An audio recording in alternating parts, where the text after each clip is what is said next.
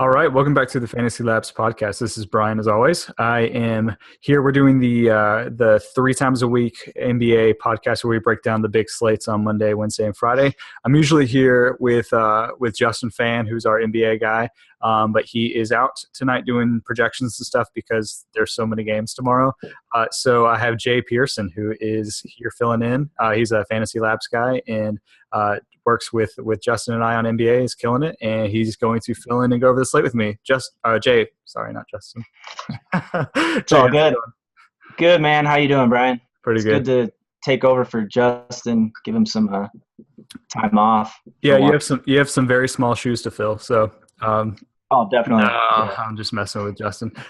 Cool. So let's run through this massive slate. Actually, kind of a cool slate because the slate tomorrow is on 11/11, and we have 11 games. So that's got to be good luck for someone, right? Are there 12? I think there are 12. Oh, no, don't do that to me. Let's pretend there's 11. No, it's fine. We'll only go over 11. We can skip your Hornets or something. Is that true? NBA. All right, let me pull this up. No, there's 11 games. What are you talking about? Oh, are there? That's my bad. Phantom game, I guess. All right. Well, we're only going to go over 11 games. If you find another one, you'll be on your own on that one. Cool. Yeah. So we're going to go just kind of in the order of the slate. So starting with the 7:00 games and work our way through and kind of go game by game. So we'll get through as much as we can. And obviously, as always, just shoot us questions on Twitter if we miss a guy or whatever. So let's start with Lakers Magic. So kind of looking at the over-under in the Vegas lines right now, there's actually no over-under. This is the only line that's not posted right now. So we're not sure exactly how many points Vegas is putting out there, but Magic are actually pretty sizable favorites. They're 7.5, which kind of makes sense because they're at home. The Lakers are just not good in general, and the Lakers are coming off a back-to-back. So let's start with the Lakers. Back-to-back, we assume that Kobe is going to play tomorrow because he's not playing tonight. Tonight being Tuesday. So where are your value plays? Where are your favorite plays for the Lakers? I don't really like the Lakers in general at all. Yeah. Even in this game, the Magic, Scott Skiles plays at a really slow pace. Not too high up on the Lakers. I mean, they're just awful, and they're shooting threes like crazy after not shooting any last year. Yeah, they're shooting 29%. They're pretty garbage. But if I had to pick a cash play out of all of them, I would consider Julius Randle. Just 5,900 on FanDuel. He's 65 been solid this year, or 59 on FanDuel, I believe. Yeah, and 65 on DraftKings. Yeah, right. I'd rather play him on probably FanDuel. On FanDuel, yeah. That price. Yeah. Other than that, not really anyone that intrigues me on the Lakers. Kobe, he's not even playing full minutes anyways. He's been garbage as well. Randall, though, clapped back at KG the other night. Pretty cool. Dirk said good things. No one puts the ball on the floor harder than him. Mm-hmm. Basically just like an oversized guard. He scored 65% of his points in the paint while he drives to the basket. So he's the guy I kind of like on the Lakers if I had to choose one. Yeah, so he's interesting. I mean, he had that game, what was it, 3 or 4 games ago? Yeah, 4 games ago, not counting tonight's game, where he exploded for, 22 and 15 and 4 assists and 4 steals. So 58 points almost. And so they priced him up really aggressively after that. So he jumped from 53 up into the 6K range, kind of where he's been. And so he's right in the 65 range right now. But he kind of hasn't really been that great since then. I mean, he's been at 28, 29, 24. So not really anything too exciting. So I think that might be okay cash because I think that he has a fairly safe floor. I mean, I don't think he's going to be below like 25 to 27 fantasy points. But I am getting a little worried about not necessarily his ceiling, but just how often he's going to hit it. So I guess I'm a little worried about cash games. So maybe he might be GPP only for me. Right. I can agree with that for sure. He's the one guy I think who leans cash on that Lakers squad. But with an 11-game slate, you probably don't need to go any Lakers. Right. Yeah. Really, yeah, you're right. Other than that, it's ugly. I mean, Kobe at 61, no thanks. Clarkson has been so up and down. I think a lot of that. I think Clarkson's actually pretty good. I think a lot of that is just Byron Scott, um, and I think actually, I think just a lot of these guys' problems are Byron Scott. But they're just all Right. a little overpriced, and they don't have a high ceiling to me. So not really cash game or GPP options. I mean, yeah, this would be a situation where we might look in a smaller slate, but in an 11 game slate, there's just kind of no need. Right. I do actually kind of like Clarkson in the GPP. He's the one guy I can definitely see, but because he does have that potential to go off. Yep. Exactly. Yeah. So could be a way you go. On the Orlando side, where you leaning? This is actually pretty interesting game for them because the Lakers are, I think, 29th defensive rating. So and coming off a back-to-back, having a right. I actually quite like loading up on the Magic in this spot. The only thing again is Skiles just slow pace, and I really really wished D'Antoni would have taken over this team. Yeah. More so for fantasy purposes. I don't really care how good the Magic are, but it would have been pretty awesome to roster these guys. So, yeah. But for them in cash, I think you got to look at Oladipo. In this type of game, his minutes are just huge, and he does so much. Great matchup. So he's someone I would target. I don't know if I will actually go him. His price he's pretty appropriately priced, but yeah, certainly in play. And then Fournier as well. I think 5,500 on FanDuel. You have to consider that with his minutes and matchup. Yeah, he's probably a little overpriced on DraftKings for me at 6K. Yep. And Oladipo kind of too. I don't think he's necessarily overpriced on DraftKings at 75, but I don't think you're really getting a great discount on it. So you're not paying for what you get with hopes that he kind of hits that ceiling, which he can. So I definitely don't mind him. Yeah. So is Vooch out again? Assuming. I believe I think he's going to be out. So he's considered questionable, it looks like. I would be surprised if he played. Yeah, that's what it's kind of. Yeah, it's kind of hinting that he's out. He didn't practice at all today, and is kind of doubtful for tomorrow. So Dedmon at 48. Any interest? Not really, actually. I think they'll go more small. I don't know how many minutes he'll get. So I don't really love him too much. Yeah, and at 48. A lot of that will depend on if Jason Smith is out again. I believe he's still questionable. Okay. So they're pretty thin in the front court if Smith and Vooch are both out. Yeah. So I guess I could be intrigued by Dedmon if Smith is out again. I don't expect a high ceiling, and then obviously his fouls per 36 are pretty high. So 11 game slate, I'm not really trying to risk it like that with foul trouble. Yeah, that's fair. The only other guy, I'm not super interested in kind of these lower guys like Aaron Gordon. He's just not getting the minutes really. Right. Ceilings are limited, and I guess 56 is okay in a GPP, but he's been really volatile and up and down. So I'm not sure. I'm not sure if I definitely don't trust him in cash. Right. I agree. I have Peyton Tobias even, I think, is a tournament option. I think he can, against an awful defense, he has upside for a double-double. And then a sneaky tournament play, I think, is Channing Frye. 3,100, so implied points is under 13.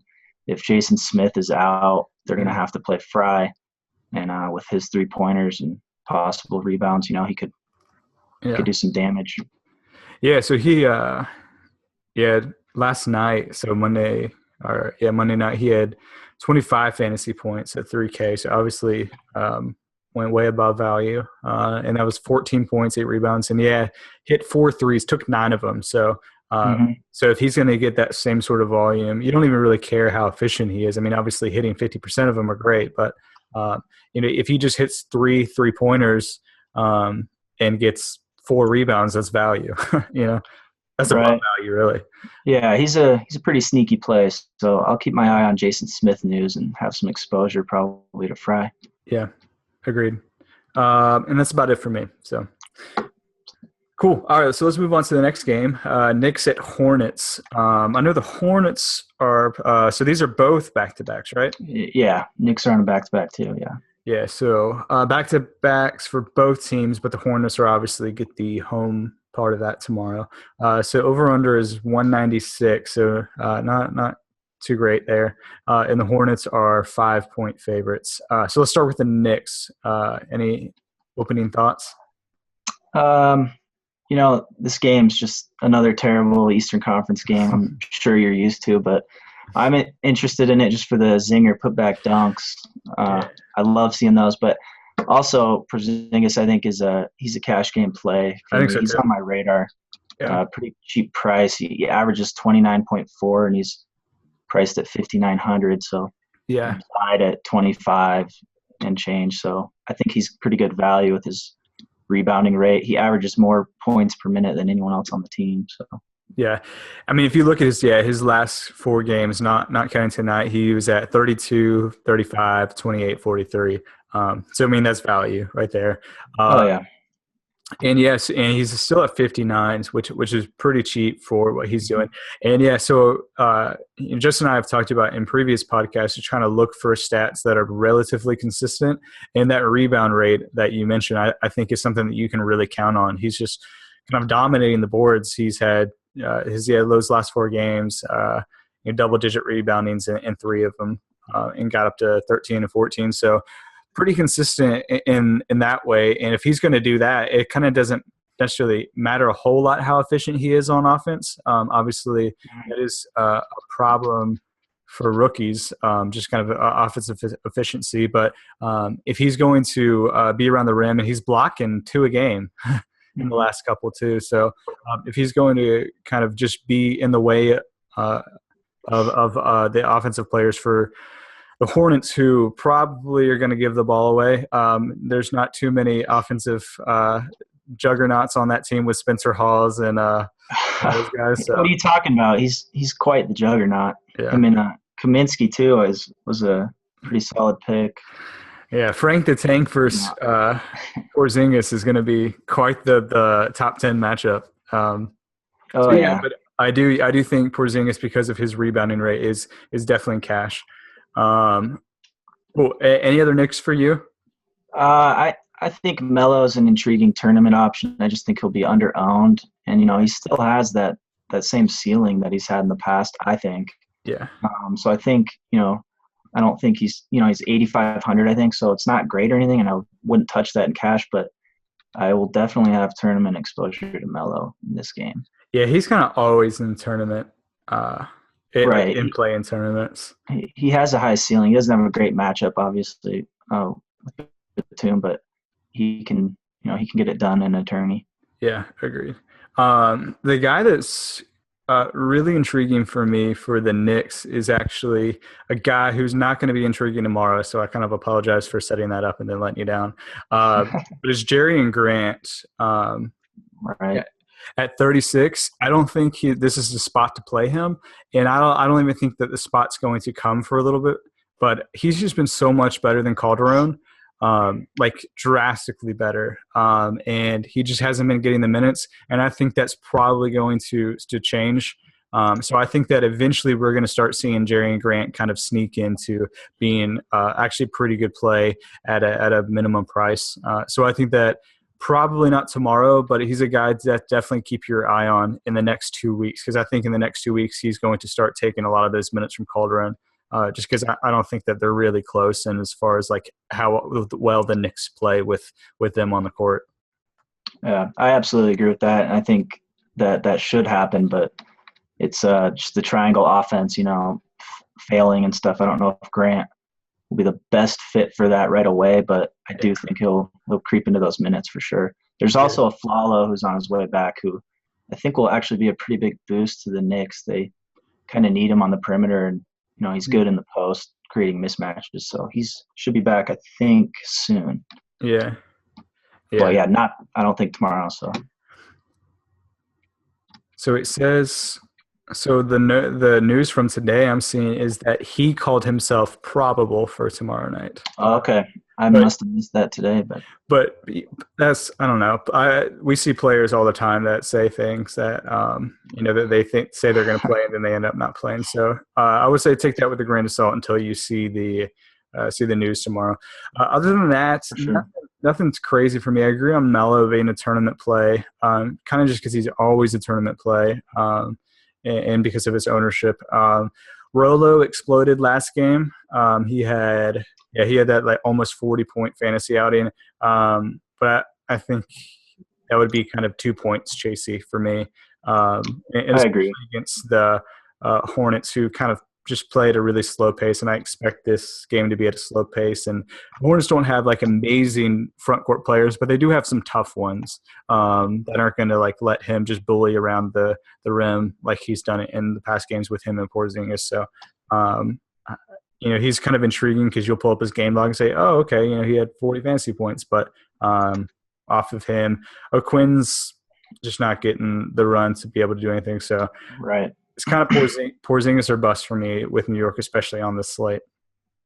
I agree with that. Yeah. Charlotte, where are you at? There are a few guys I kind of like. I like Marvin for cash. He's just so consistent. His floor is high. His rebound rate is high. He's shooting great from three. His minutes are high. I mean, I think, at 5,500, he still hasn't really crept up to where I'm totally writing him off. So I do like him. And then kind of a more tourney play, but could also be cash, is definitely Kemba is 6,700. It's cheap. Yeah, I was surprised at that. I quite like him in this matchup. So, Yeah. Calderon, I still will probably lean more towards tourney with Kemba, but I do like him quite a bit. Yeah, I mean, Calderon's not a good defender. Right. And Kemba at 67 just doesn't have to do a ton. And so I think he'll definitely have the better of that matchup. He's just so much more athletic than Calderon. So this is why I think that Grant's eventually going to take over, because they're going to have situations like this every night where Calderon just can't keep up. And Calderon did have value on the offensive end. I mean, he's a guy who can shoot the lights out. Is not turnover prone at all. So it's very steady hand, but just doesn't have the athleticism anymore, and is really just not bringing any sort of offensive firepower. I mean, he can shoot, but it's not creating anything. So I think that's kind of why it'll change. But yeah, in this matchup, I think targeting Kemba is a good idea. Yeah, for sure. Big Al? Maybe. I wish he His got more minutes have been minutes. so low, though. Yeah, I mean, he's just if his minutes were a little up, I would consider him more. He's got a pretty soft price, but I probably won't have many shares, and he's not a cash option. Yeah, he's averaging like 26 minutes in the last couple.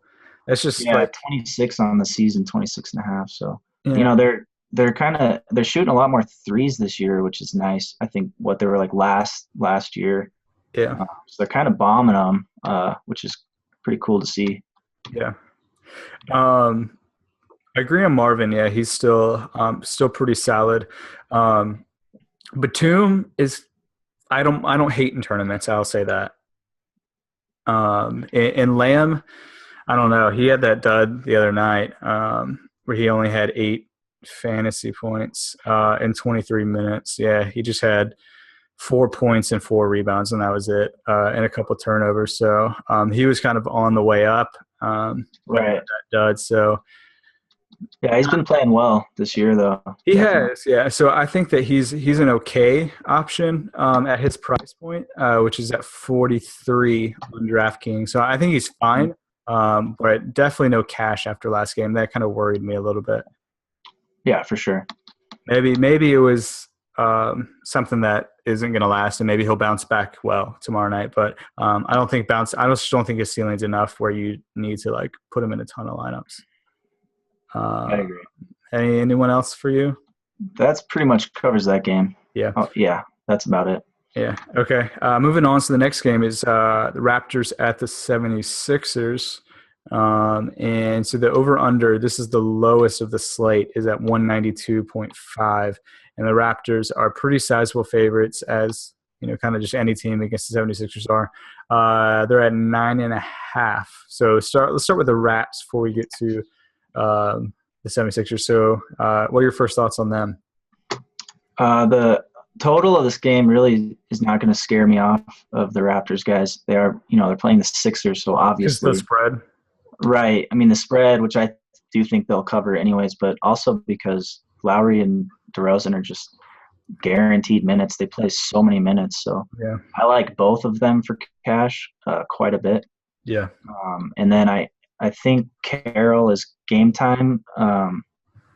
Is he dealing with plantar fasciitis? I doubt he'll suit up. Yeah, he didn't play tonight, so they're on a back to back. And he's out tonight, but he's questionable tomorrow. Yeah, so definitely something to monitor for sure. I do think that gives if he doesn't go, obviously that's a bump to Lowry and DeRozan for sure. Yeah, they just don't have anyone to stop them. I think they'll have their way with the. And they're having pretty solid games tonight. They have like 28 and 23 points respectively against the Knicks, and they're kind of having their way. So I can't foresee that would change against Philly, even on a back to back. Right. Yeah, I agree. And I've been pretty high on Lowry this whole beginning of the season. I've tried to play him basically as much as I can. Just him coming into the season really lean and quick, healthy. So I do love targeting him, and especially against the Sixers, I think is pretty easy play for me. Yeah, for sure. Valanciunas, I'm not really on. He's my tournament play of this game. I will have probably overexposure to him in tournaments. Toronto's plus 5.5 in rebounding differential, and the way Philly shoots, I think Val could definitely get a double-double. And Sixers shoot, I think 41% as a team. So I think Val's a pretty interesting option here. Yeah, I think it's okay. I just get so worried about Casey with Valanciunas. I agree with that. That's why I consider him a tourney play. Yeah, definitely. I mean, I guess he's okay. Yeah, 61's a little high for me for cash, actually. Yeah, but tournament, I guess I don't mind. He does have that double-double potential, and against Philly especially, and especially if Nerlens is out, so there's no rim protection. Right. Exactly. JV's is a monster on offense in the post anyway, and if he's going against kind of exclusively Okafor, then I mean, if Casey just let him go, he would have a huge game. Oh yeah, if they feed him early, I really like him as a tournament play though. There's a lot of upside to be had there. Yeah, for sure. So one of my favorite plays for tomorrow night, kind of depending on injuries, obviously, but if Carroll and Ross are both out, as they were tonight, James Johnson at 31. Yeah, for sure. I mean, I've played him quite a few times in the last 4 years where, he's in a good spot and he'll get like 7 points or something, But yeah, you're right. If Ross is out and Carroll, I mean, that's going to be tough to get away from. Because he's going to get so many minutes. Yeah, and he can really rack up the scoring sheet. He can do a lot of steals and blocks and pretty much everything. Yeah, he's not super dependent on just points. He can kind of get it from everywhere. And he probably, like in that situation, he'd probably be guaranteed 25 to 30 minutes. And at 3,100, that would against the 76ers. You're right. Like that's a situation where it's probably going to come back to bite me in tournaments just because it's James Johnson. The situation is just so good, especially at 31 minimum price to be able to get some of these top dogs that we're going to go over in a bit. It's definitely intriguing to me. It absolutely is. It's just so hard to. You're not really taking too much of a risk, but his floor, I think, with Casey is sometimes super low, too limited. So yeah. Yeah, I agree. I agree with that for sure. So on the Philly side, so have they announced any news on Nerlens? Is he definitely out? Oh, so news just dropped. Wow, we're breaking stuff right now. We're nice. Yeah. Terrence Ross sidelined indefinitely. Oh wow, okay. So there you go. So yeah, James Johnson, he's certainly pretty strong cash game play. It's a dirt cheap price, and at small forward is nice as well. So it'll be tough to pass on. Yeah, So James Johnson's going to start. So that, yeah, definitely interesting. Kojo is a guy who, like, if you just want to like be contrarian and like if you think James Johnson is going to be kind of high owned because of that spot, you could always go Kojo and just maybe they just go super small and he gets the bump. And you Right. super low ownership and just people aren't expecting it that way. So I wouldn't go heavy on that, but it could be like super sneaky if you go that route. Yeah, I agree with that. Other side, where are you at with Philly? Philly's pretty tough. I've actually been fading young Steve Nash, McConnell quite a bit. It's burned me sometimes, but helped me other. He's been pretty inconsistent, but his assists give him a pretty high floor. I don't think I'll play him in cash, but Okafor, obviously, I think if Noel's out, will be pretty significant for me. He was like barely owned the other night, which was pretty shocking. I had him on both sides, and he wasn't. He was like 17%, and yeah, I didn't get that either. His usage rate is already like 28% on the season, and then you take Noel out, a guy who averages 13 shots and 10 boards a game. I mean, he took 25 shots last game. Okafor, he couldn't even make layups, so he still got 40 something. Yeah, I mean, so he only had. So he shot 9 of 25, so 36% as a big man. It was all around, right? Which is awful. Yeah, he had good looks too. He missed a lot. I mean, this is a tougher matchup for him, obviously, but his price is still at the point where you got to consider him with Noel out. Yeah, if Noel's out for sure. I mean, yeah, but that's the thing. Like, he doesn't even need to be efficient. He was 9 for 25, which is awful for a center, and still had 46 fantasy points. Right. His usage rate will be very high if Noel's out again. Yeah. So at 66, I'm fine with him in cash or tournaments, even despite the super low implied points for the 76ers. Yep. I mean, they're implied low, pretty much every game anyways. Yeah. So I guess it's probably kind of priced into Toronto. They are a good defense, so it's not optimal or anything, but he's still certainly a good play. Yeah. So are you on the continue to fade McConnell? I have been, the whole season pretty much, but I think I will fade him tomorrow. I think so too. Yeah, I definitely don't like the matchup against Lowry. Lowry should eat him up for sure. Yeah. And just at his price point now, it's like 5,500 is just too much. There's just no value there anymore. It's just at 5,500. You're talking, is kind of no point in going that guy when you could go a guy with a little bit higher upside. Stauskas at all for you? I didn't see what his price. 49. Oh yeah. See, so that's probably too high for me. Just relying on the 3, Yeah. He's been taking like 9 a game or something lately, and he's been consistent, but this isn't a great matchup for him. Yeah. The only other guy that's even a slightly intriguing option to me is Holmes. If Rashawn, I mean, he got 28 minutes at last game in a pretty tough matchup against the Bulls, and had almost 20 fantasy points at minimum price. So I don't think it's a huge bump with Nerlens being out, because I don't think like he's going to have super high usage or anything like that. But at 3,200 is kind of like James Johnson. Maybe have one lineup where you have one of them in your forward spots, and then have another lineup where you have the other one, because they're kind of same matchups, and hope one of them goes off and puts you kind of in the mix in a GPP. Yeah, I like James Johnson, I think, a little bit more than Holmes. I'm always skeptical of guys that I don't really know much about, and Holmes kind of fits that mold.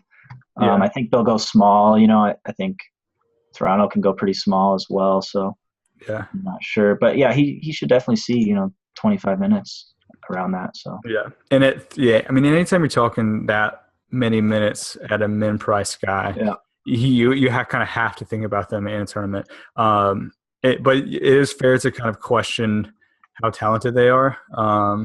So so that's kind of where I default to is when I'm trying to decide between the guys. I kind of go to talent. I actually am a little bit bigger on Holmes than maybe you are. He's looked good when I saw him, and I kind of liked him coming into the NBA this year. And I thought he should have got a little more looks than he did in the draft, but I can understand kind of the skepticism, especially a rookie guy going Right. into kind of a seasoned team like the Raptors. Mhm. Not an amazing spot, but at minimum price, Yeah, he's worth a look. you can think Absolutely. about it. Yeah. Cool. Any other thoughts, or you want to move on? That's it for that game. Yeah. Okay. So the next game is Pacers Celtics. Over unders 203.5. Celtics are 2.5 point favorites. So let's start with Indy. What are your thoughts on them? I think Paul George at this point is almost, like the first guy you put in your cash game lineups. He's back to playing like a superstar. Vogel has said he wants him to play faster, smaller. I think George is going to, accelerate in this new offense. Yeah, he's been Playing dominant. the four. Yeah, I mean, he just looks incredible. And Yeah. they're still 24th in pace, but they've had some injuries. I think as the season progresses, that'll creep up quite a bit. Yeah. I will say that, something that Justin and I talked about in our last podcast was we were a little concerned about PG playing at the 4. The fourth, yeah. With Miles back, and he was a little bit down. I mean, he had been averaging like ridiculous, like 50, 60 fantasy points and was down at 43, but that's still good enough for cash. Right. And, that sample size I think was a little small. I didn't totally buy into that. Yeah. I had Paul George, both sides the other night. And yeah, you're right. He didn't go as much, but he didn't really get the peripheral stats. He kind of was just more of a scorer that game until the end. But yeah, I think he's absolutely a cash game play for tomorrow. I agree. Yeah, I think so too. 8,800 certainly. It's doable, and he already went 26-10 against the Celtics last week. I think he'll be pretty much the chalk small forward on this slate. Yeah, that's true. He is the highest he's been, but I still think it's not high enough. Right. So I agree on that point. Where else on Indy are you?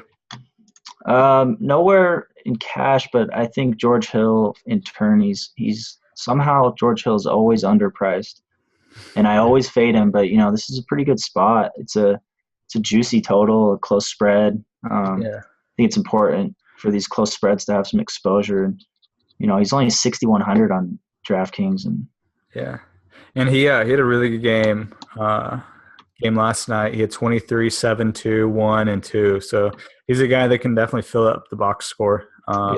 So I don't think it's like something you can definitely count on. So he's more GPP for me than cash, but at 61, I agree he's underpriced for pretty intriguing GPP option.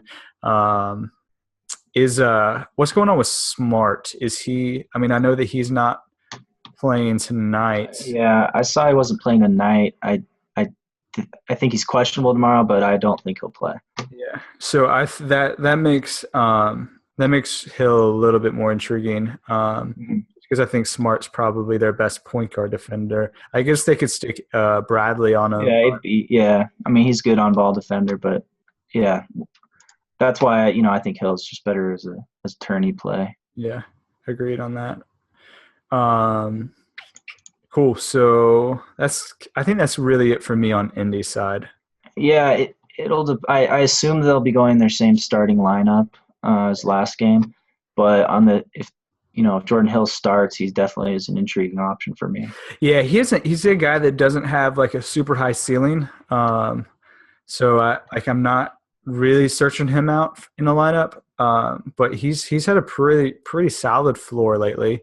So at 47, like I don't know. Actually, I'm probably off of him. Yeah, it's only if he starts, which I don't think he will. So yeah. And just I guess kind of just in general, like guys, if they like even if they have a solid floor, like I'm not really interested in them in cash or tournaments if they don't have a ceiling. Yeah, I can see that for sure. And I think that's a little bit opposite of what some people think. They think that in cash you're looking for floor, but I think NBA is a little bit different. I think in like in NFL, that's definitely true. Like you want guys who have a floor with targets and stuff, or rushing attempts. But I think in the NBA, like you don't just want to sell out to that floor. Yeah, no, I agree with that for sure. Um, yeah, so that's kind of it for me. CJ Miles came back, and was kind of just CJ Milesy, so not super interesting. He got a lot of minutes, but Stuckey rolled his ankle again. Knowing him, he'll probably play on it again and re-injure it again. But that's something to look at. I think I don't know. Like Monte has not done well this season. Yeah.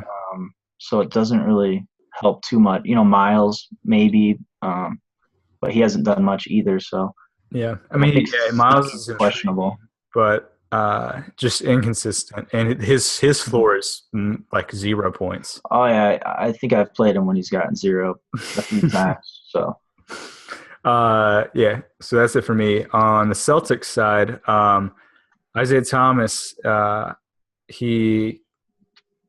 still cash for me. Even he's getting up there in price. He was at 63, 68, and now is up at 72. But if Smart's not there, he's still finding cash and GPPs for me, really. Yeah, he's certainly a cash game option if Smart's out. I don't think I'll go him. I think there are cheaper, better value plays than that at 7,200. But he's definitely a cash game play. His usage rate I think is 33% this year. So yeah, I am a smidge worried about the matchup. Hill's a good defender, and he's got a lot of length on Thomas. I don't think that. I think that it's like overstated that it would bother Thomas, just because Thomas is so good at like getting guys on his hip in the pick and roll, and like really using his big man screens to kind of side pick a guy, or whatever you want to call it, and getting a guy on his hip. So it doesn't really matter how long the guy is. But George Hill is pretty solid defender. And I think that that combined with kind of their team defense in general, the fact that George can kind of make up for some mistakes on the perimeter, just because of how good he is, especially if he's going to be on the perimeter if Miles or Stuckey are out or whatever, and he's kind of playing down a position. That does worry me a little bit. So I think if there are some better options, this would be a slate where I would be more okay fading Thomas in this spot. Yeah, I'm the same. And then for the Celtics, I would consider Avery Bradley a tournament play as well. So he is Smart's out. He's only 4,600, and he had a good game against Indy last time, and he's got upside. He's shooting a lot of threes. He offers plenty of upside. That's a cheap price. Good total, good spread. I think he should be on tournament radars for sure. So he's questionable now for tomorrow. I see. He left tonight's game with a leg injury. There you go. Which actually kind of makes Evan Turner interesting. So if Smart, like I definitely don't like Evan Turner, but if Smart and Bradley are out, and Evan Turner's, in that case, he'd get 30 minutes? Yeah, for sure. And at 46, that's not like amazing, but that's a prime Turney spot. Turner has had so many games that are just huge where he's so underowned. So yeah, if AB and Smart are out, Turner becomes that guy that you need to share. Probably actually becomes my favorite kind of like mid-tier shooting guard option, if you don't want to go up for like a Harden or whoever, Right. So anyone else for Indy? For the Celtics, I'm sorry. No, their front court, is so crowded. So many guys. You could, gamble on one of them, maybe Solinger in a tournament, but I'm not looking at any of them for cash, and I'm not really relying on any of them for a tournament. Yeah. Solinger's a little worrying to me just because his if you look at his shooting percentages, they've been ridiculous. And he's just not that type of shooter in his career. So I think he could be in a spot for regression. So I'm kind of not really interested in this front court at all. Right. I agree with that. Cool. So let's keep moving. Nets at the Rockets. Over under is 205.5. Rockets are pretty huge favorites. So this is the biggest spread of the night by far. Rockets are 12.5 point favorites of the Nets at home. So let's start with the Nets. Obviously, this is not a great spot at all. Are you on any of these guys? No, absolutely not for cash. No, I think the Nets are the worst team in the NBA. They're at the bottom in pace, offensive rating, defensive rating, second worst point differential. They have the Jarrett Jack is still.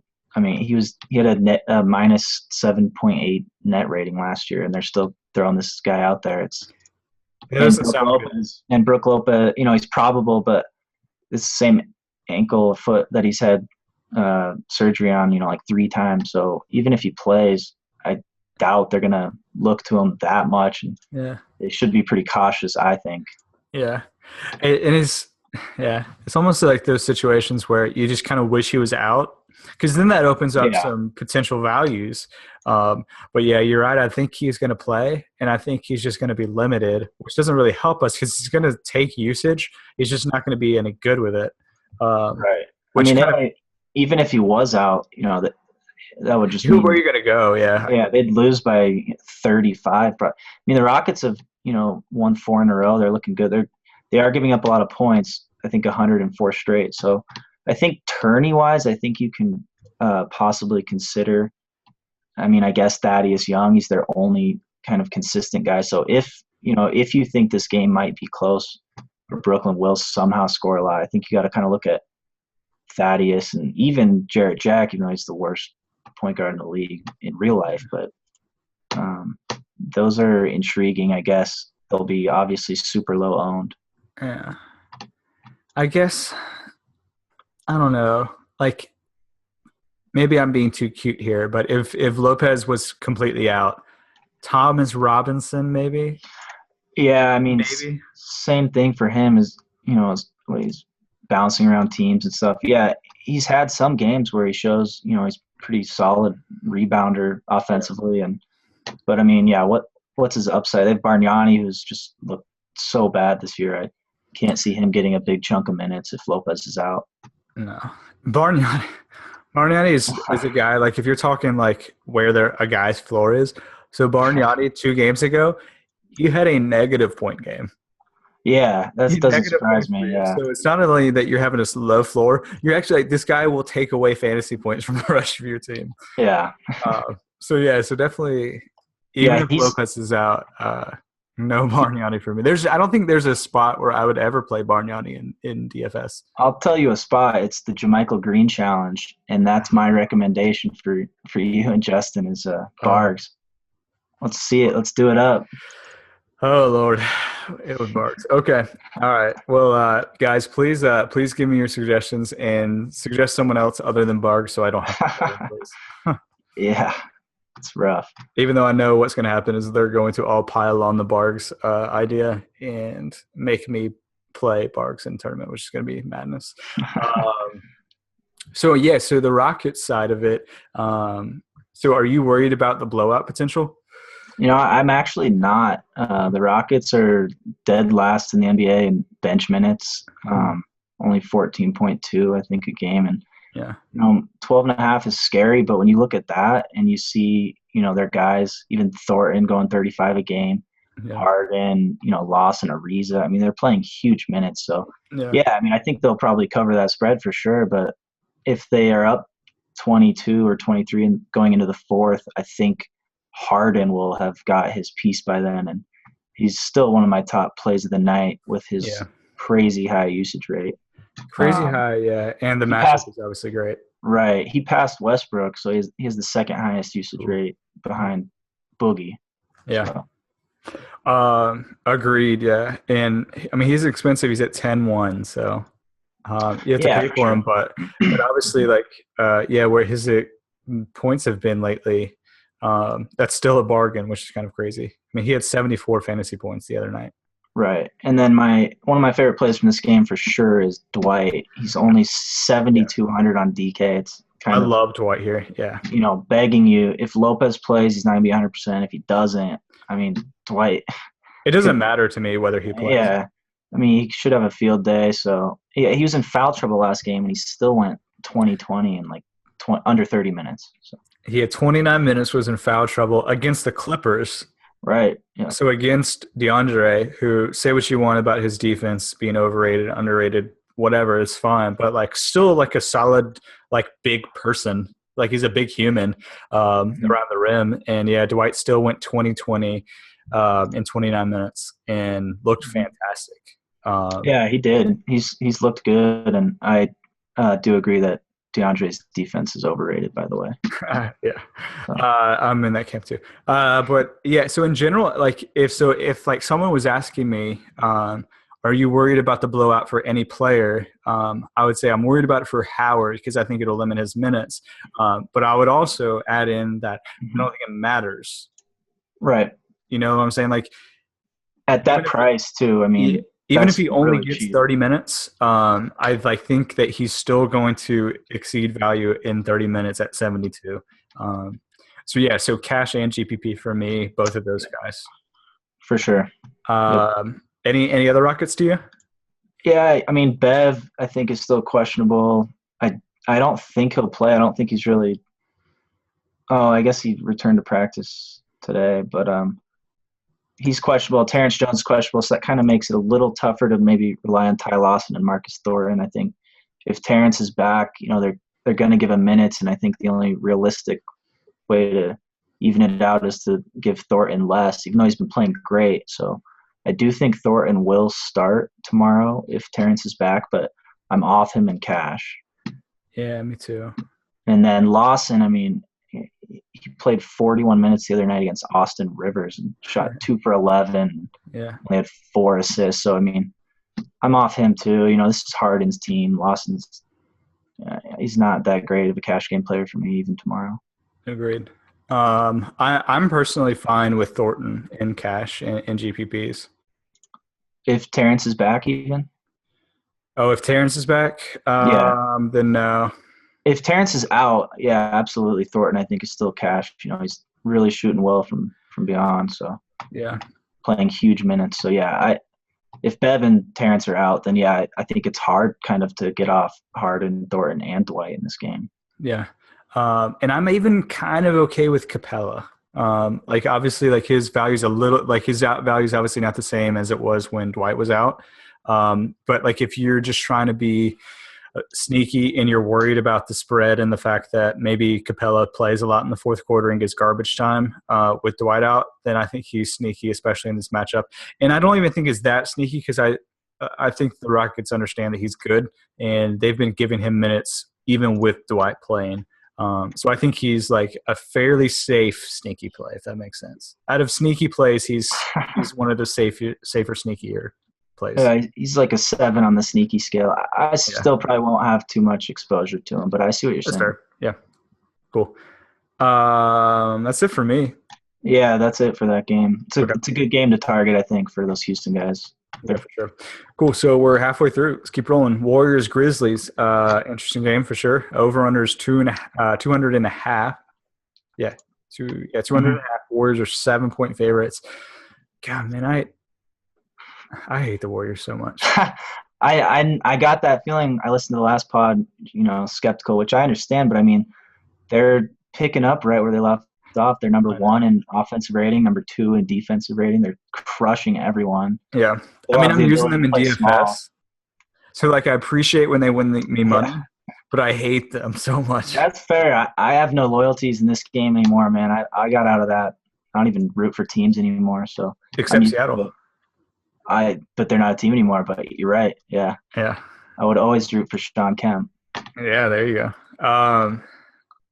Yeah, I don't know. Like I liked the Warriors a couple of years ago when there was like before people liked them, and now it's like I can't even find a NBA article that's not about the Warriors. It's the Bay Area. I mean, the Giants are the same way when they won their World Series. It's all you hear about. Yeah, I can see that. It's a little annoying fan wise, but Yeah, like there's so many good teams and intriguing storylines. Like I love the Pistons this year. Like Drummond is probably my favorite story of the year. Just like his dominance and his leap that he's taken. And I want to read an article about Drummond, and I can't find any because they're all about the Warriors. Give me one or I two mean, words about Drummond. to their credit, they're kind of changing that old school thought that you need like a big man, down low, and they're Yeah. so versed. I mean, playing Draymond at center, you Yeah. know, I know it's super warranted. Like I'm not saying they're a bad team. Like it's warranted. I'm just kind of a Scrooge in this situation. no, I understand. I actually told Justin that I think I like the Grizzlies a lot in this game to cover, and then the spread came out. And I actually thought it was going to be bigger than 7, so now I'm a little Yeah, I skeptical. was a But little surprised at that. I guess yeah, it's it's because it's in Memphis, and this game's going to be really, really physical, I think. yeah. Yeah, I'm a shit. Like we haven't seen a team that's like really tried to like rustle up the Warriors. Like just like Yeah, be super physical and like get a flagrant or two. I mean, if that's going to happen, it'll happen tomorrow. But yeah, in the postseason this Memphis team doesn't have the same grit it used. I mean, they're old. I Yeah. think they're the oldest team in the NBA. Zebo's 34, Yeah. Gasol's 30, and they're already unathletic. So Yeah. it's tough. They're in a tough spot. They can't shoot threes. They're not very good. Yeah. Agree. So let's kind of get to the DFS part of it. So kind of starting with the Golden State side, the two most expensive Golden State guys are Steph and Draymond, and both are I'm perfectly fine with them in any contest. Yeah, I like Draymond for cash. I think I will probably be off Steph for cash on the slate. Yeah, and I'm fine with that, but like I also like wouldn't make fun of anyone for going Steph and cash. No, I would no, never make for anyone make sure. fun of anyone for going Steph in anything, really. Yeah, I mean he has his price is high, and Yeah. um, but at the same time, I think he's a great tournament play. I hope people are off him because if this game is close, the Warriors have blown everyone out. He might see his season high in minutes. Who knows? And then at that Which would point, be like what, like 32? yeah, exactly. I mean, so who knows what his line will be at the end? In that way, if you go Curry in tournament, you're kind of banking on him being the only guy kind of scoring. So I Yeah. wouldn't really like stack the Warriors in a tournament. No, for sure. Yeah. Draymond for me, I just don't get his price. 69 on DK. What's up with that? Yeah, he was like It makes no automatic for sense. me last night. I think same price. Yeah. Yeah, Um, 69 is just way too low for me. yeah, Like he's going to be like a staple of my lineups probably. right. And Yeah, he I fills up the think stat sheet. and I, And and I think like I think probably at this price most people would be super on him because they would recognize that it's a like just super underpriced guy. But I think actually people might be a smidge off of him because like people still think that Memphis is like, okay, that's a really bad matchup because he has to go against Zebo and Gasol. So I think yeah, his ownership might be a little bit lower than it should be, which kind of makes him an even more intriguing option. So I kind of love him all around from hmm cash to GPPs for kind of all those reasons. yeah, he's cash game for me for sure. He was like that last night, and he was under owned too, and he came through huge. So Yeah. he comes through every game. This is a good game for him. Really physical game, and he can fill the stat sheet up pretty Yeah. quick. Clay's been good, so good in the last couple of games. He was really bad to start the season, but it's been solid lately. But obviously, we would assume that he's getting Tony Allen treatment. So Yeah, I'm not on Clay, but yeah, it is good to see. He's definitely looks great now after a horrible start compared to last year's scorching start. yeah. Um, any of these other guys intriguing you? I Barnes, mean, I'm off him at his price. Zealy is too expensive now with Bogut getting minutes. It's kind of these top guys. Dre is my favorite, and I don't mind it's Steph as well, just because he's Steph. But the yeah, younger guy or the lower guys aren't super intriguing to me in this spot. yeah, I agree. I mean, I rode Swag Zealy pretty hard when Bogut was out, but now that he's back, that kind of loses It's that. just overpriced now. I mean, you can never get too high a price for Swag Zealy, honestly, but with Yeah, Bogut back, true. can't Yeah, really go him. Yeah, it's really just Draymond for cash, maybe Curry, and then Curry for tournament for sure. yeah. Yeah, when the prices came out, I actually looked at Golden State, and I saw Steph at the top at 10.5, and the next guy was 6.9, and I was like, did they forget to put Yeah. Swag Zealy up at 10? And then I was like, Yeah. 48. What's going on? Yeah, I know. Yeah, he's been good this year. Disrespect, man. Yeah, it's horrible. uh, Memphis side. Any guys intrigue you there, or is just kind of a Yeah, tough matchup? no, they actually do. It depends on Brandon Wright, but I Yeah, don't mind going Zebo or Gasol with some tournament exposure. I mean, the line's 6.5. I mean, they're gonna have to score somehow, and I think, yeah, Gasol had some pretty big games in the playoffs last year against Bogut, and yeah, I know it's a super tough matchup, but that means their percentage owned will be very low. So I'll have a little exposure, nothing crazy. yeah. I see the Grizzlies are interesting to me, and I like admittedly like don't have data in front of me to support this, so I'm just kind of musing. So like obviously take this as it is, but I almost think that in tough matchups like these, they really rely on Zebo and Gasol, just like to like facilitate their offense and have a little bit higher usage. So like the matchup I guess is kind of bad in theory, but also like we're really going to like try to get them involved. So it kind of like it just balances it out for me. So it just makes so I'm not like super worried about the matchup, I guess. Yeah, I mean, this is a huge game for Memphis. I think everybody's doubting them now, and this is like the perfect game for them to kind Yeah. of be like, look, we're still going to contend in the West, and if Wright's out, I mean, again, I think that's huge. Gasol will be logged into pretty heavy minutes. Same with Zebo. I mean, Yeah. Zebo crushed last game and played big minutes.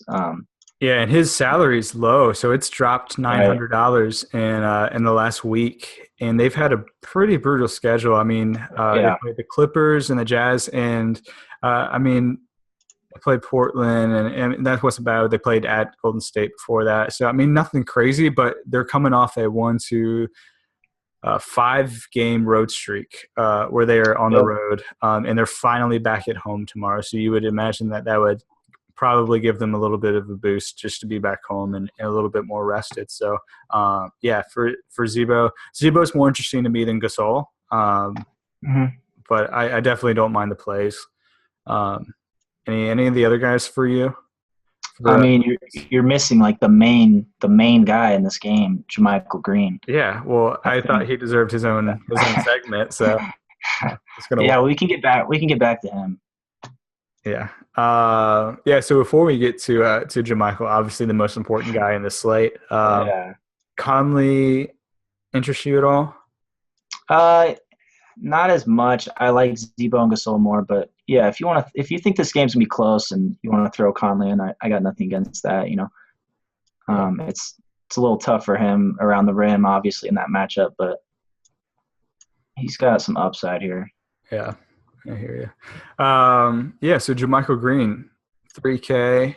I mean, what's to say? Like he's an elite talent.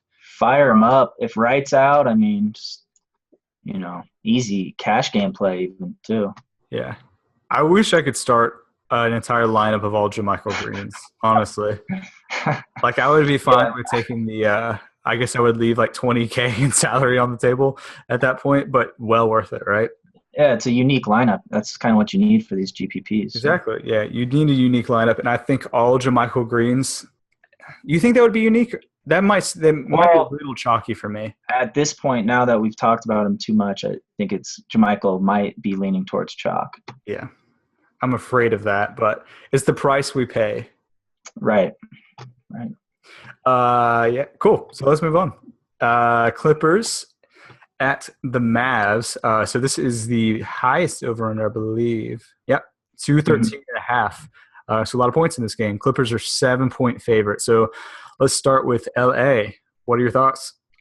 Yeah, I'm really excited for this game. Me too. It's emoji gate. I mean, you Yeah, can't miss this. This is must see TV. I know.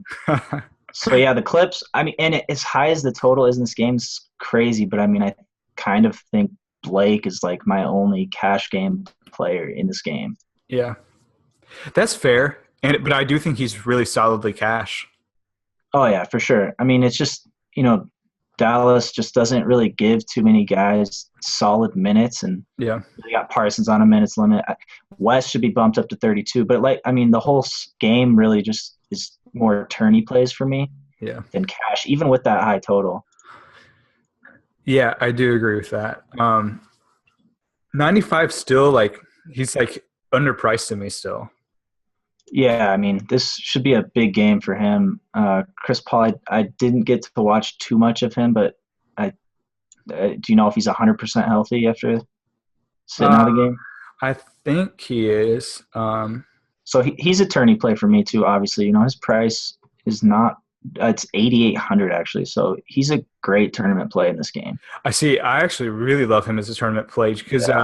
I always like not only look at guys' matchups, but I also look at their where they are in pricing on the slate. Mhm. So if you're just kind of looking through the point guards, you have Steph and Lillard up at the top, both who have just been destroying this year. Lillard's been on fire, Mhm. obviously, and Steph has been Steph. And then you have Chris Paul at 88, just right below them. And then you have Lowry all the way down. The next, the next point guard as far as the salary goes is at 8K. So it's a difference of 800. Mhm. And Lowry's got that matchup against Philly. Right. So, Yeah. So so I think people are either going to go up to Steph or go down to Lowry. So I think that CP3 is actually going to be pretty low owned, which kind of makes him like actually pretty darn intriguing as a tournament play just because of the ownership I'm expecting. yeah, absolutely. And along with that, in tournaments, I always prefer going those guys that you look at two players who you think are going to have even production, and one's like 800 more. Obviously, most people are going to go that guy 800 less. So Yeah. I look at pricing for tournaments, obviously, but I don't. It's not going to scare me off anyone if I think a guy is priced too high if he has the upside in a tournament, because that Agreed. just means he'll be more low owned. Yeah, I agree. I think in tournaments, you definitely don't have to be as price sensitive as you are in cash games. Like you can definitely pay up for guys to gain uniqueness. Agreed. DeAndre at all at 78? Yeah, so I wanted to get into that with a little narrative street, and True. Yeah. you know, and I just want to say I do believe that narrative street is real. I don't believe it's predictable. Hmm. Especially in NBA more than any other sport, it's not as baseball you only get four at bats. Football, you're not going to get all the plays drawn to you, but basketball, I think at times some people can take over Hmm. in certain situations where they just, so there's some pretty bad point guards in the league. I think if they have an extra incentive, they might take it. That's not totally unreasonable. But at the same time, with DeAndre, like what's he gonna do? Like box out better, shoot more. There's nothing he can really do. I Yeah. like him in this game anyway, so it's not like I you can't really play him just because he's going to Dallas. Yeah. So I But mean, I do think that you're right. There's potential that he has one of those 25 rebound nights. he could anyways. Yeah, and Dallas gets their shot blocked a lot, so he could get a lot of blocks, and he's a Yeah. good play for sure. But no cash, right? No, I'd rather go some cheaper centers. Because I mean, you got Or Howard who's Drummond. 600 Yeah, less. right. I'd much rather go Dwight and then even pay up for Drummond or go to Okafor. Yeah. Like I like Dwight just at like even if Dwight. he was the more expensive guy, I like him more. Yeah, Dwight will be in my lineup 100% for sure. Yeah, agreed. Anyone else for you as far as Clippers go? I mean, there's these guys are just always so spotty as far Yeah, as the non big three. right. And those are the only ones I'm considering in this game. Yeah, agreed. Yeah, there's just not a high enough ceiling to really warrant consideration. Yep. Dallas, are you on any of these guys? No, just for tourney, I could see some exposure to maybe Dirk. I kind of like Zaza actually as a tournament play. Yeah, I mean, he's been solid lately. He's been very solid, and I know last time they played, he played I think 18 minutes, but I could see that going up in tomorrow's game. And another guy I think is is Dwight Powell's pretty intriguing. He's Mhm. really coming through with his limited playing time. He should get mid-20s, and he's Yeah. been producing. I haven't checked on JaVale. I think he's still out though. Um, yeah, I'm pretty sure JaVale's still out. So Dwight for sure. I JaVale is think out. Yeah. okay. And then even Darren, he's been getting a little more minutes lately. I mean, this game, the over/under is so big. I think you kind of have to have some tournament exposure to it. And Agreed. Yeah. And yeah, I kind of echo you. Those are exactly the guys that I was on as well. It is interesting. So, like, if you look at all the teams in the NBA and you try to like, does Dallas have the lowest highest guy? Does that make sense?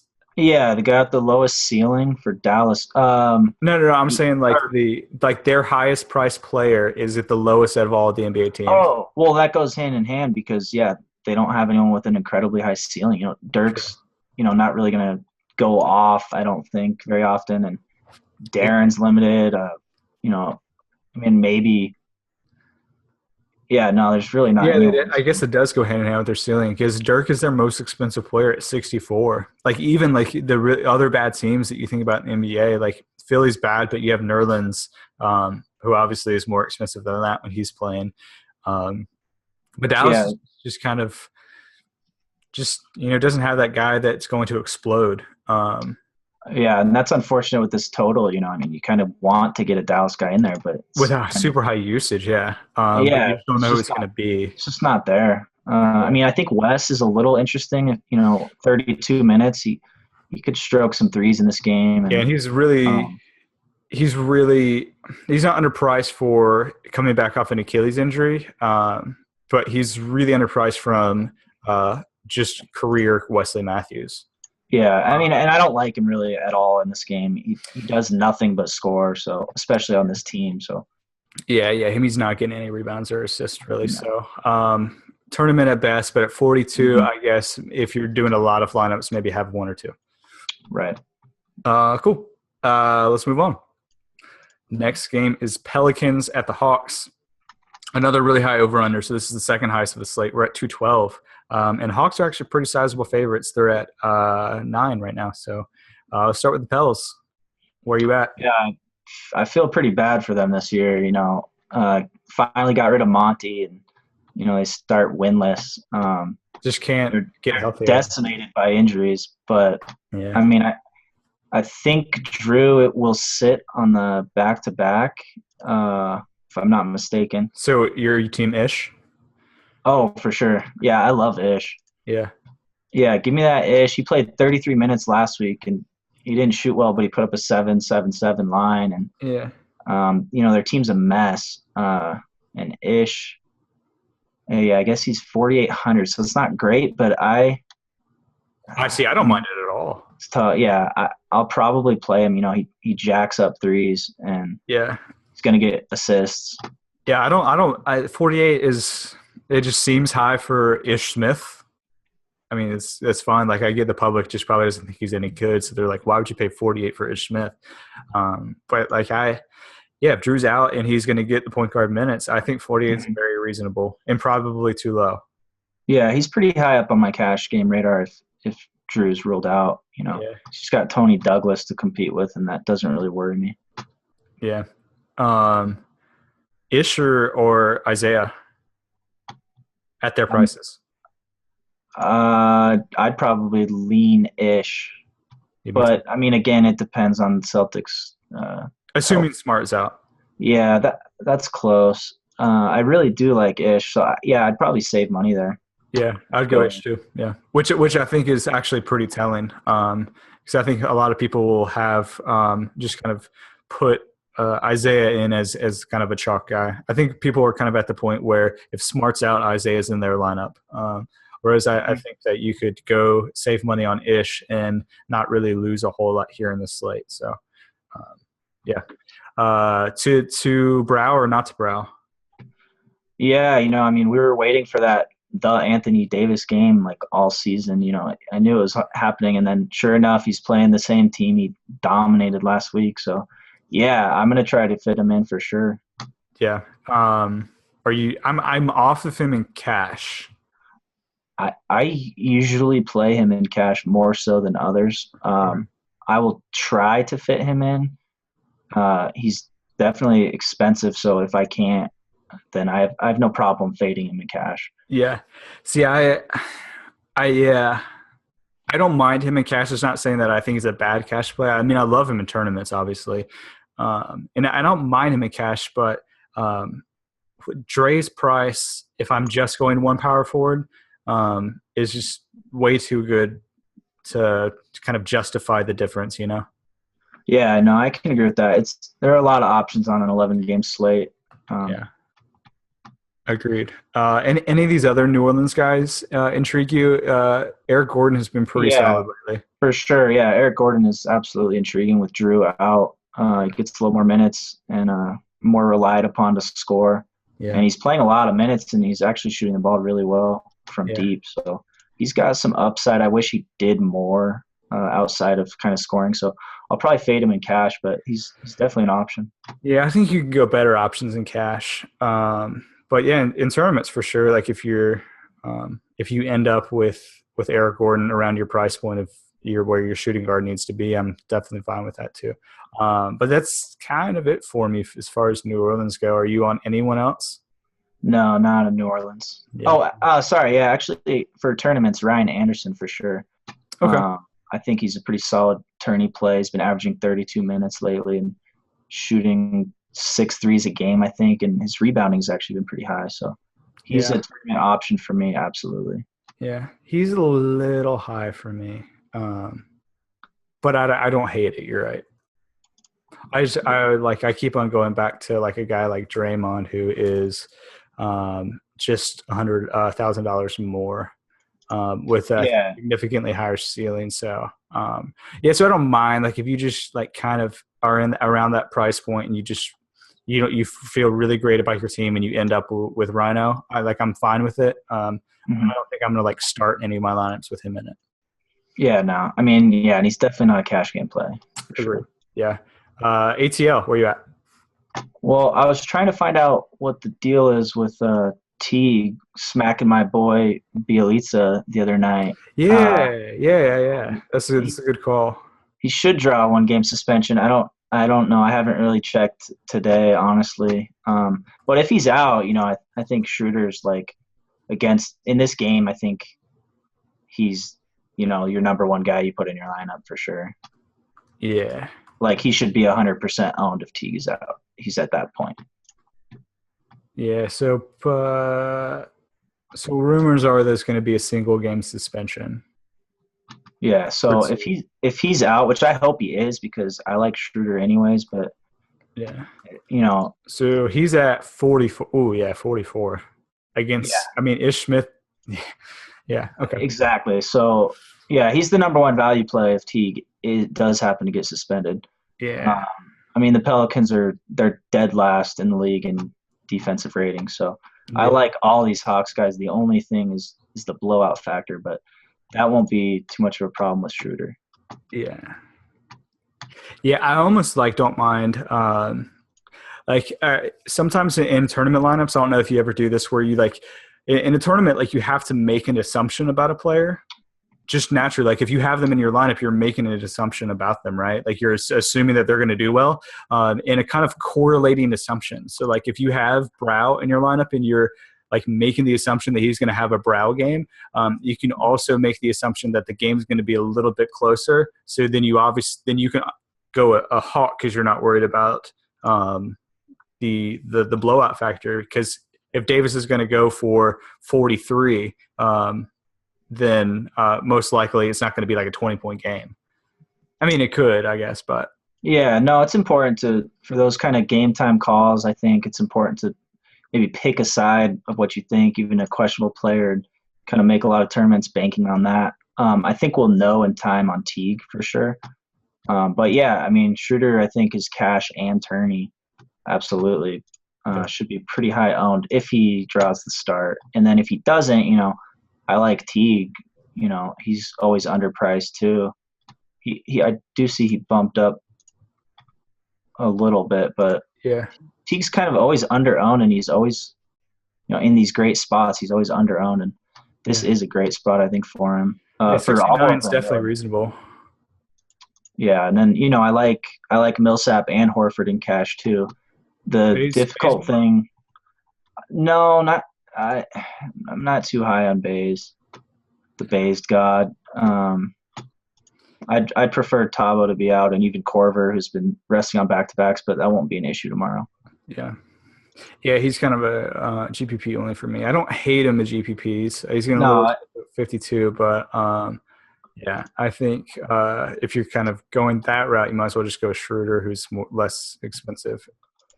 yeah, and then Horford is only 7,100. That's pretty tough to pass up in this matchup. Yeah. The problem is, that this game could be a blowout, and on an 11-game slate, you do not want. I would never really play three guys on one team, no matter how good the matchup is. Anything can go wrong, and there are enough values around to not really load up. But I think Teague, Millsap, Schroeder, Millsap, and Horford are all definitely in play for cash games. Yeah, in play. Howard, I know I've gone to Dwight just a million times, but I think it is kind of just good to just see the where they are in relative pricing. Yeah, for sure. And Howard and Horford, Howard's just $100 more. Yeah. So it's something to remember for sure. Cool. Yeah, I agree with you. Those are kind of all the guys I'm on for Atlanta. Yeah, I actually really like Teague at 69. I think he's pretty darn underpriced. And I think that he could even be a nice not a pivot, but a contrarian play if you think that people are going to go. Okay. So if he is playing, you're right. Okay, never mind. Yeah. If he is playing, he's good. If he's not, then that means Schroeder, just put him in your lineup, and I wouldn't overthink that one too much. Okay, agreed. Okay, sounds good to me. All right, so let's move on. 3 more games left. We got the Bucks at the Nuggets next. We're back to under 200 over under. We're at 198.5. But a close game. This line was weird to me. Nuggets -2. Yeah, they haven't really had the same home court advantage as they have in the past for whatever reason. The Bucks are on a back-to-back going to the altitude, which kind of makes me nervous for some of them. But they're so young. Yeah, I mean, it shouldn't matter, but it's still something to look at on this big of a slate. And Jabari's status on a back-to-back, I'm not sure if he'll sit. Yeah, he is. I wish he would, because I'd like Giannis more in this game. They kind of have a lot of players right now, though. So it says news is that he's going to play back-to-backs, but we're not sure what the minutes are going to look like. Yeah, so I mean that just kind of sucks, because he's like in the Parsons role or whatever, of where it's just filling up for other people that we'd want to play. Yeah, that's true. And then Henson's back, so they have a pretty crowded front court. Yeah. I don't know how close you keep your ear to the DFS wire, but I'm sure I played Johnny O'Brien in cash games last week, which was a power move. I almost changed the game. It's a little step up from that JaMychal play, but yeah, I went along with that play. It was pretty bold, but it worked out. Just Johnny O'Brien doing his JOB. That is a power move, yeah. Yeah, I mean, it almost changed the game, so it's true. It's going to be talked about for a while for sure. Yeah, I've heard the buzz. Yeah, it's out there on the streets. There's been rumblings about the JOB power move. Oh yeah. But so, and then we have MC Dub, who I think will be out. If not, I think he's supposed to be out. Yes, Ennis is drawing the start. He's played well, like real basketball wise, but he doesn't do anything, so he's not an option. But yeah, I definitely like Bayless. I always like Bayless. When the starting point guard's out. Yeah. I think he had 10 dimes. So he's 19 points, 10 dimes, two blocks, and 2 steals. 45 fantasy points. And he's right in that ish range. So that's there are a lot of point guards. if Teague is out, you're looking at three guys who are really cheap in pretty good spots too, and that'll be really tough with if you play all three. I actually don't hate that idea. If Teague is out to play all three, just because I think like I always like when there's like two or three really really good value plays. A lot of people will like pick one or two and kind of just go whatever in the rest of their lineups. But if you just really focus on getting all three, it could actually give you a unique lineup. So yeah, for sure. So I'm on Bayless and Cash considering. Me too. He's a strong play in this In game. Denver is not scary to me as far as defensively. No. Yeah, agreed. I mean, any of these top guys for Milwaukee? I mean, yeah, Monroe is definitely. yeah, he's definitely okay for me. I'm probably not him on cash, but in tournaments I am for sure. Yeah, he's close in cash. Given the slate, I probably won't play him, but yeah, that's kind of where I'm at too. he's still a good play in any other spot. Yeah. Giannis, man, his salary, he was at 6K 10 days ago. Now he's at 74. Yeah, he's close. logging such big minutes. It's always nice, but yeah, I'd prefer Jabari to sit to give Giannis more consideration. Yeah, 74 is a little pricey to me. Middleton's a little pricey to me at 6K. Yeah, Middleton I would do for tourneys. I'd have some exposure. With this small of a spread, you kind of sometimes on these slates have to kind of hope for overtime. Maybe would pull you ahead of the pack, and the spread's really close. Middleton plays big minutes. So is Giannis. So these guys are interesting, but I'm not too high on them. Yeah, agreed. Yeah, Bayless is definitely the guy for me on the slate, for sure. Denver, were you on that side? Yeah, it'll be. I think Hickson, has been playing really well in his starts. King Joff is still out, so I do like Hickson in this game. He's played, I think, 25 or more minutes in all three starts. Yeah. Yes. Yeah, he's been at 25, 25, and 30 last game when he had that 44 fantasy point outing. So yeah, and he's still only 4,200, and I think they could use his size in this matchup. So agreed. I'm pretty high on Hickson. I know there's so much value on this slate, but I'm fine with him in cash if he gets to start. Yeah. Yeah, and I think they will. I think they'll keep starting Hickson at this point. I think Barton will come off the bench in this matchup. Yeah. And then Moutier is another option in cash. His price is still cheap. He's shooting 33%. He's still exceeding value, which is pretty crazy. Yeah. I love Moutier as far as his prospects go. Love him as a rookie. I am probably off of him tonight, even though Jetson and I pubbed him really hard the other night, and he actually came through for us, which was nice. But just with how many value guys there are at point guard, it's going to be hard for me to even though he's underpriced at 61, it's going to be hard for me to get up there with those point guards that we've been talking about. Yeah, absolutely. He's a good play, but on this slate, he's not necessary. Yeah. And yeah, with Jameer out, I thought that would be a little bit better the other night, but Foy played 20 minutes, so it's not like Moutier is going to go for 37, 38 minutes. Yeah, agreed. And these other guys, these wings for Denver, Freed, I'm not super on. I just think too inconsistent. And these other guys, the wings, Gallo and Barton, they've been pretty solid and have had some like fairly high ceilings, but I don't really love this matchup against Middleton and Giannis. I think they're pretty long and solid defenders, and I just don't think there's a whole lot of upside there. Yeah, I agree. I'm off Barton for tomorrow's game, and then Gallo, I will have some tournament exposure to. Just he has a lot of minutes and he shoots a lot of threes. They're not really falling lately, but yeah, cool. Cool. All right, let's keep on going. We have 2 games left. So next one is Pistons at the Kings. Over-unders 203. Kings are this one I was completely baffled by. Kings are 1.5 point favorites. Yeah, I saw that too. It's pretty crazy. Yeah, I don't get that. I mean, Vegas, obviously, they know what they're doing.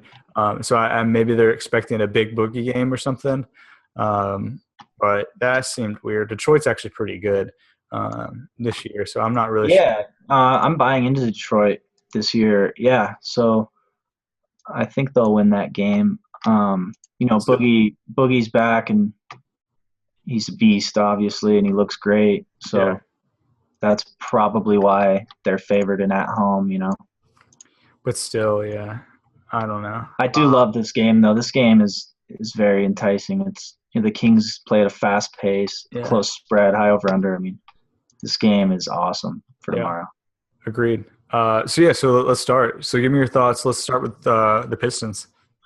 Yeah, so I mean, we've been talking about the slate so much now; they're not as great of plays, but I mean, I think you have to consider Reggie and Drummond. Just that pick and roll with Yeah. those two, it's their bread and butter. And Their ceilings are massively high. oh yeah, both of them. So Yeah, given the slate, it's a lot tougher to kind of pencil them in, especially Reggie. I think is a pretty solid play in this game.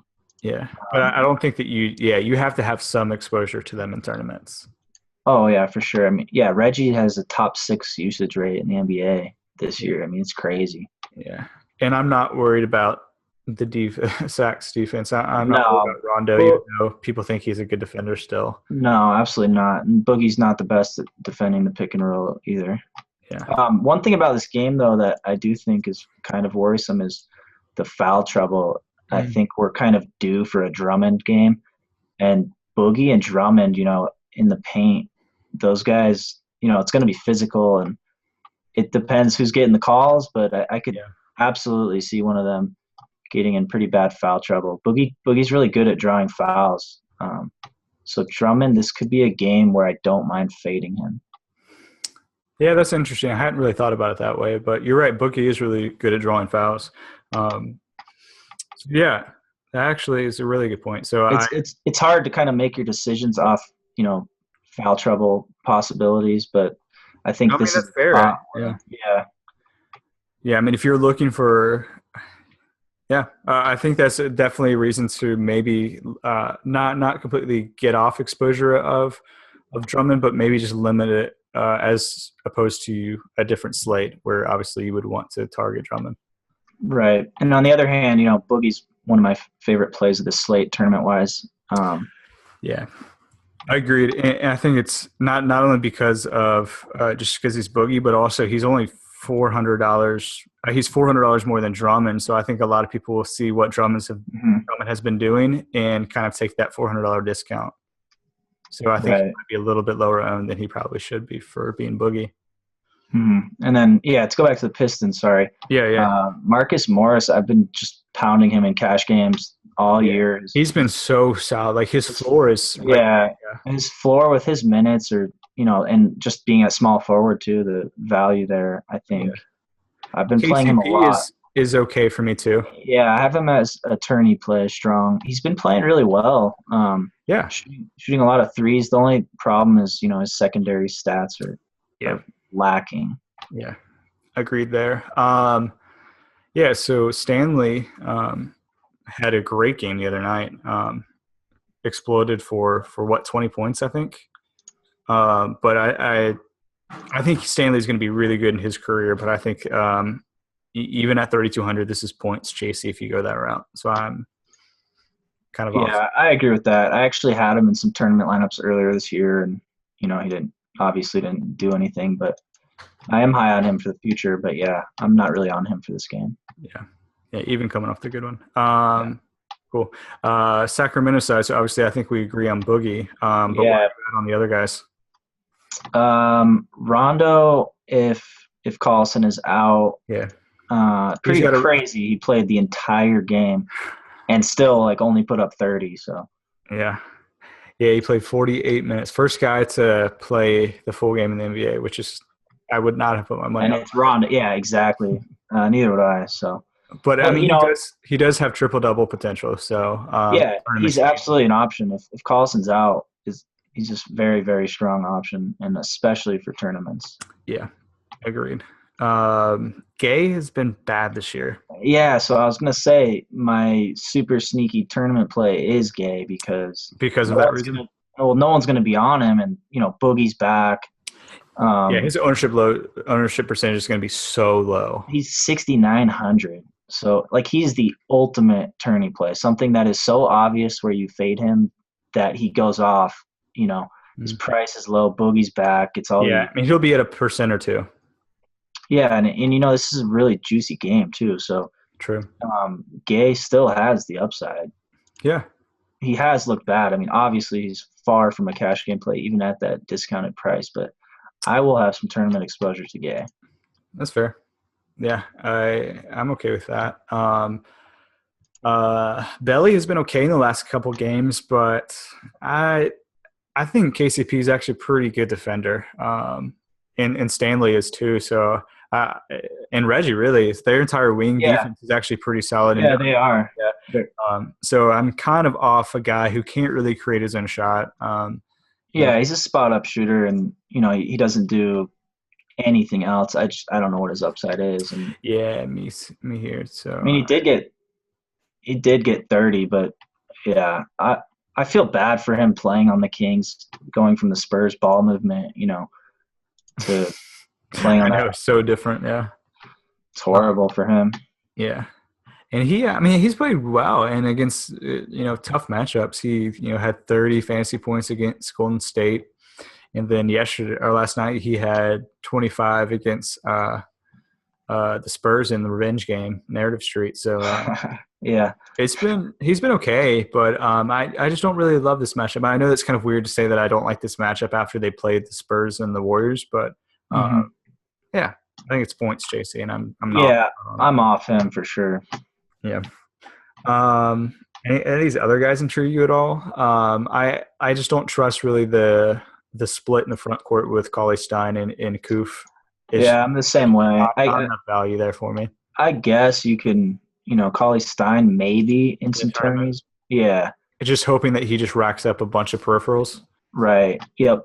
But other than that, there's not really anyone else in this Yeah, game I'm considering. yeah, and even that, like the chances of that happening are, I think, pretty darn slim. So I'm not going to Yeah. have a lot of exposure and making huge bets on that, but maybe one or two here. Mhm. Cool. All right, so let's finish up last game. Spurs Blazers. So over unders 199. Spurs are 7.5 point favorites. Start with the Spurs. Where are you at? I mean, there's the obvious narrative street with Aldridge. But, there's nothing really going for him here. His usage rates dropped from last year. Super low. Yeah. Playing fewer minutes. I mean, Kawhi's the only guy who averages over 30 minutes on that team. So, and he's always an option, Kawhi, absolutely. But other than that, for cash especially, I'm not considering anyone. Yeah. I'm always interested in Kawhi in tournaments just because he's like the king of peripheral stats. He's a Yeah. guy like Oh yeah.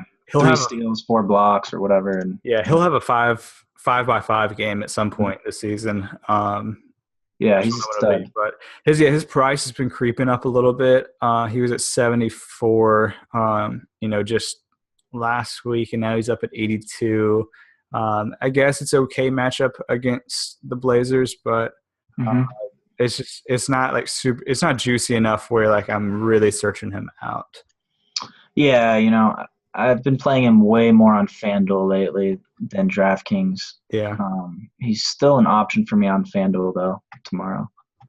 yeah, and that's fair for sure. Yeah, I really don't mind him on either site, but yeah, definitely use our bargain rating too on Fantasy Labs to kind of see where you should get your exposure to players. For sure.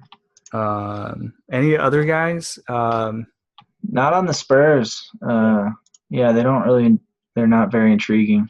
Yeah, I mean, Um, I'm usually kind of okay with Danny Green in tournaments just because he could go off for a bunch of threes, but so maybe in a tournament or two, but he's really the only other guy kind of in the lower portion of San Antonio that I'm really interested at all in. Even though we did have the Patty Mills experience in the last couple games, but I think that's points chasey. yeah, I agree with that. Um, cool. Portland side. I actually think I'm gonna fade Portland entirely. I don't like this matchup.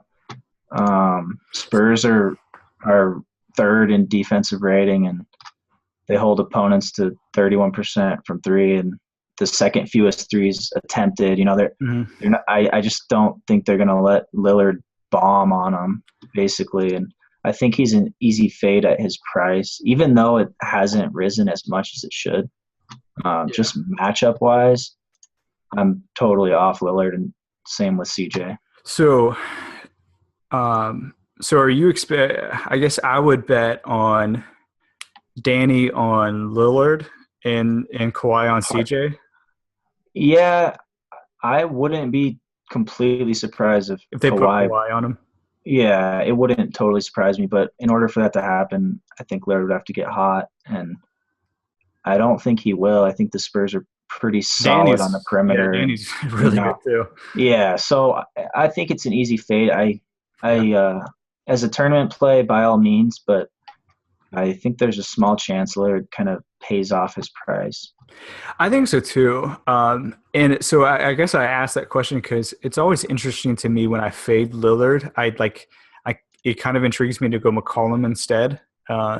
Yeah, But if he's getting the Kawhi treatment, then I can't.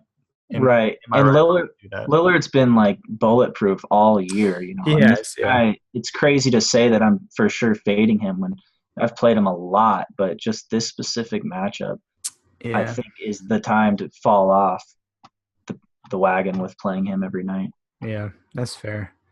So there's just no guys in Portland you're interested in at all. I can't like super disagree. Yeah, I'm not interested in any of them. Yeah. Yeah, I'm just kind of looking through the list to make sure I'm not forgetting any. Harkless was interesting for a couple games before, but not anymore. Myers Leonard, he's been okay. He's been in the 20-point fantasy range, but 42 against the Spurs. Yeah, none of these guys Yeah, are great. Yeah. it's definitely not ideal. And, I mean, Lillard just, he shoots a lot of threes, and going against his defense is tough. I mean, he shoots more threes than you probably have Christmas carols. I wouldn't be too surprised this season. I don't know about that, man. I mean, you have a lot of Christmas carols I because do. it's a lot of threes. Okay. Yeah, I do have a lot of Christmas carols.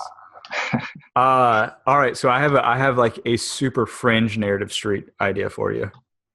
This might be stretching it, but you can. Let's hear it. All right.